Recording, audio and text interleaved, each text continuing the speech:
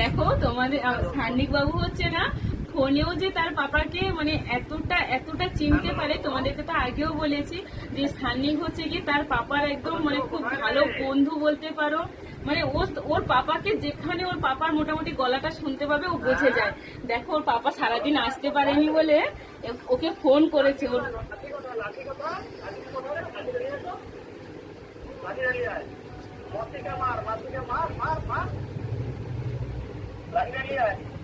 কথা বলে পাপা ফোন করছে, পাপার সঙ্গে কথা বলে না ফোনটা ছাড়তে হ্যাঁ